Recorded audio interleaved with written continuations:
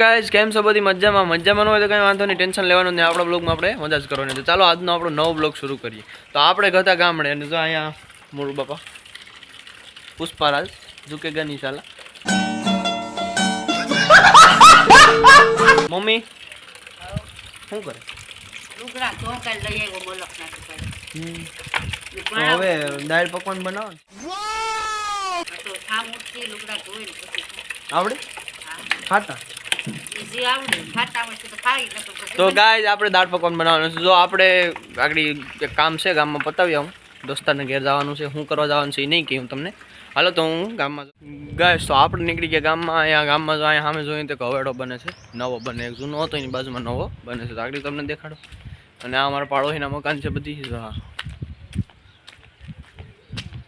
અને નજીકમાં જ ઉત્તરાયણ આવી રહી છે. તો લોકોને ધ્યાન રાખવું, પતંગ ચગાવતા હોય ત્યારે બધીને ધ્યાન રાખવું, પક્ષીઓનું મૃત્યુ ન થાય, પક્ષીઓનો દોરા અને પતંગને કારણે કંઈ ઈજા ન પહોંચે એવું ખાસ ધ્યાન રાખવું બધાને. રેડી? તો ગાઈસ જો આ અમારે બને છે બંને કુંડો. આપણે પૂગી ગયા ગામમાં કોઈ છે નહીં. અટાણે હાવ એક જ દુકાન ખુલી છે, બસુભાઈની દુકાન એક બંધ છે. બાકી એક જ દુકાન ખુલી છે ને આમ એક છે એ લગભગ ખુલી છે. તો ગાઈસ આપણે લેવાની છે ચણાની દાળ હોય તો લેવાની છે, થોડીક ઘેર છે નહીં ઊંઘી છે, અને થોડીક લેવાની છે. નહીં હોય તો કાંઈ થાય. અને બીજું તો મસાલા સિંગની હું લેવાનું છે. તો ભાઈ ચણા દાળ છે, ચણા દાળ છે, ચણા ફાડ્યા શાક બનાવવાની ને. જો તો મને ને આપણે લઈ લીધો દાળ પકવાનનો મસાલો અને હવે જવાનું છે ઘરે. હવે ઘેર જઈને આપણે દાળ પકવાન બનાવવાનું છે. ના તો આપણે મને દાળ પકવાન બહુ ભાવે, આપણે ખબર છે સવારમાં પ્લેટામાં આપણે જઈએ જ છીએ દાળ પકવાન ખાવા પૈસા. એટલે તો આજે દાળ પકવાન બનાવવાનું છે. ચાલો આપણે ધીરે ધીરે ઘર બાજુ નીકળી જઈએ. બધું વસ્તુ લઈ લીધી. હું ગામમાંથી લેતો આવ્યો બધું મસાલા સિંગ ને ચટણી હું લેતો આવ્યો. તો મમ્મીને કહું બનાવે. મમ્મી બનાવી નહીં. લુગના તારે કઈ ધોવાય, લુગના ધોવાનું ગગા થાય. તો ગાય હવે આપણે થોડીક વાર વેઇટ કરીએ પછી બનાવીશું. તો આજ તો હું જ બનાવવાનું છું, કેમ કે મને છે ને એવું બનાવવાનું હોય ને તો મને મજા આવે. હું બનાવું વધારે પૂરતી હું જ બનાવું. તો ગાય હું આજ બનાવવાનું છું દાળ પકવાન. તો ચાલો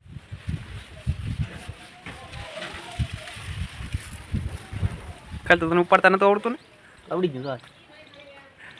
ઘેર આવી તો આવડી ગયું ને. કામ કરાવું તો આપણે શું કરવું? ઘેરે તો હારા હારા કરવું પડે ભાઈ. એમ ન હાલે, હું કરી દઉં. જો મને તો દાળ પકવાન બનાવવાનું મન થયું. તારું મને બહુ મીઠું, મારું મન મીઠું હો. જોતું ના પડે. ચટણી બનાવવા બેસી ગયા. તો ફોદીનો આવી ગયો, પછી અજમા છે, મરચાં છે. તો આપણે લીલી ચટણી બનાવી લઈએ. પછી તીખી ચટણી બનાવવાની છે, પછી આપણે ગળી ચટણી બનાવવાની છે. ત્રણેય ચટણી બનાવવાની છે. ચાલો હું બનાવી લઉં. તો આપણે બે જાતની ચટણી થઈ ગઈ. હવે એક ચટણી હજી બને છે. જોરી આ એક, આ બે દાળ આપણી બફાઈ છે અને એક ચટણી બને છે. આપણી ત્રણેય ચટણી તૈયાર છે. તો તમે જોઈ જ શકો છો, ત્રણે ત્રણ લાઈનમાં પડી, નાની મોટી મોટી. જો આ ચટણી છે એ આંબલીની ચટણી છે. પછી આગળ આપણે શું કહેવાય ફોદીનાની છે ને આ પછી તીખી. આપણો દાળ પકવાન કમ્પ્લીટલી તૈયાર થવાનો જ છે, કેમ કે ડુંગળી મળે છે ને પકવાન જો બની ગયો છે, તરાઈ ગયો. અને હવે મેં મારું દાળ બનાવી લીધી, પછી ચટણીની બનાવી લીધી. તો તમે જોઈ લીધું.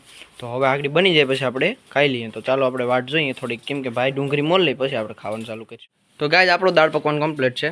જો તમને પણ કોઈક દી ઈચ્છા થાય તો ઘરે તમે પણ બનાવી લીજો વિડીયો જોઈને. હા, આમાં કંઈ હોય નહીં દાળ પકવાનમાં. એક નંબર બની ગયો. હવે હું ખાઈ લઉં. તું ખાસ? હા. કયો બન્યો? મસ્ત. કિને બનાવ્યો? કેમ બન્યો? કેમ બન્યો બાકી? તો આ બધાને કેક બનાવે ઘરે ભાઈ બનાવજો. કોઈ આમાં તકલીફ નથી પડતી, હાવ હેલું છે. ખાલી દાળ આપણે કરી રીતના દાળ કરીને વઘાર નાખવાની ને જીરાપુરી કરી નાખવાની. જીરાપુરી નો કહેવાય મમ્મી ને? એને જીરાપુરી ગોળે જ થાય. અમારી ભાષામાં જીરાપુરી, તમારી ભાષામાં પકવાન કહેવાય. આ તમારી ભાષામાં પકવાન. તો કેમ બાકી એમ મેં બનાવ્યો કેમ? મસ્ત. પાછો કેદી બનાવો કે પાછો? હા, પાછો ટાઈમ મળશે તો બનાવીશું. હોય તો વાંધો. હાલો તો હાનને શું કરું? હાનના તો જીવો અંજર ભજીયા બનાવી હાનના 12 વાગે. પછી ટાણે આવું ન કરે તો મરી જાય અમે.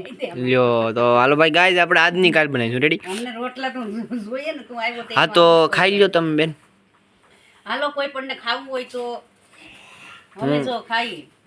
આપણે કાકાની વાડી આવી ગયા ને આપણો ભાઈ રમે. હા ભાઈ આમ જો હાય કર દે. કેમ છો બધી? મજામાં? ક્યાં તાર મોબાઈલ? क्या किनी पूछड़ी कापी नाखी कहाँ पूछड़ी कापी नाखी मरी गल છે ત્યાં દેખાડ તો ખરો તો એ મરાઈ તો મરી ગલ હતી તો વાંધો હવે એમ ન કરાય હવે રેવા દે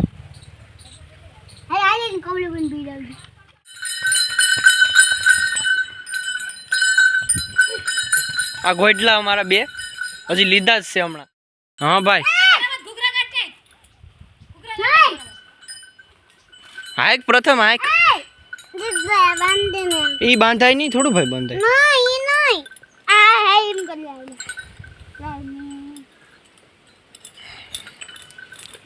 કોઈટલા ગાય અમારા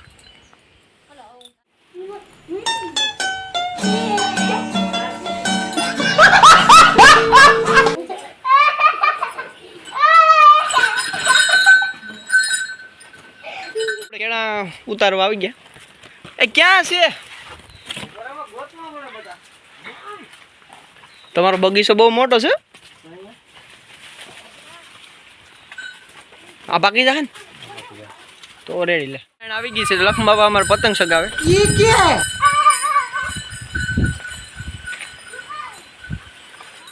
ગઈ છે તો આપણે દાદા પતંગ ઉતારવા ગયા ઉપર જો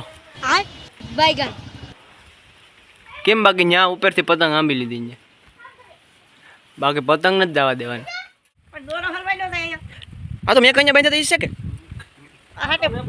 તો મેં બાંધ્યું તો રેડી હતું ઈ તો તોડી નાખી નતું રેડી એક પતંગ જ તોડી નાખી હતી પણ એમને શીખી હતી કે નથી શીખી આનું પૂછડું વધી ગયું ઉત્તરાયણ ની વાર છો રમદી પ્રમ દિવસે કા ઓ નથી યાર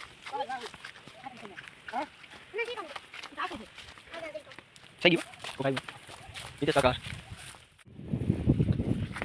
તમને નથી આવડતું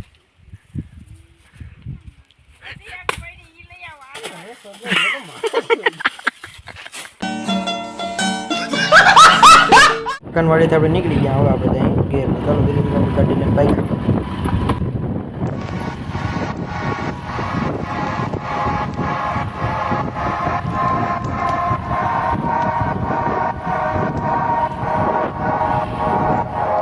ગયા અને કંઈ કામ તો નથી હવે આગળ આપણે ખેતર જવાનું છે તો આવી જ રીતે જો આવા વ્લોગ મસ્ત મજાના જોવા હોય તો અમારી ચેનલ લાઈક શેર અને સબસ્ક્રાઈબ કરી દેજો મને સબસ્ક્રાઈબ કરવાનું ન ભૂલતા તો જય શ્રી